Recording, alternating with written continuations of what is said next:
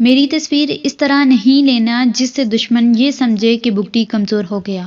نواب محمد اکبر خان بگٹی نے جب پہاڑ کی چوٹی پر دو افراد کے کندھوں کا سہارا لے کر چلنا شروع کیا تو وہ لمحہ فوٹوگرافر بنارس خان کے لیے تصویر بنانے کا بہترین موقع تھا۔ اکبر بگٹی کی بیماری ایک پیر کے مکمل ناکارہ ہونے اور پیرانہ سالی کے باعث نواب بگٹی کے لیے یہ ممکن نہیں تھا کہ وہ لوہے کی چھڑی اور دو افراد کے سہارے کے بغیر زیادہ دیر تک چل پھر سکتے۔ ان سہاروں کے ساتھ اگر ان کی تصویر میڈیا میں شائع ہوتی تو شاید یہ ان کی صحت کی کمزوری کی عکاسی کرتی۔ اس لیے انہوں نے فوٹوگرافر کو تصویر لینے سے پہلے اپنے پاس بلا کر ایک خاص بات کہی: او پشتون، میری تصویر اس طرح نہیں لینا جس سے دشمن یہ سمجھے کہ بگٹی کمزور ہو گیا ہے۔ آج سے ٹھیک 15 برس قبل ایک فوجی آپریشن میں مارے جانے سے بہت پہلے ڈیرہ بگٹی میں صحافیوں سے بات چیت اور انٹرویوز کے دوران اکبر بگٹی اس بات کا برملا اظہار کرتے رہے کہ انہیں اور نواب خیر بخش مری کے صاحبزادے نوابزادہ بالاچ مری کو مارنے کا فیصلہ ہو گیا ہے۔ وہ یہ کہتے رہے کہ اگر انہوں نے مجھے مارنے کا فیصلہ کیا ہے تو یہ ان کا فیصلہ ہے، لیکن میں کس طرح مارا جاؤں گا یہ فیصلہ ان کا نہیں ہو سکتا، بلکہ اس کا انتخاب میں نے کرنا ہے کہ مجھے کس طرح مرنا ہے۔ زندگی کے آخری حصے میں بڑھاپے اور بیماری کی وجہ سے نواب بگٹی کے لیے اپنے گھر میں بھی بہت زیادہ چلنا ممکن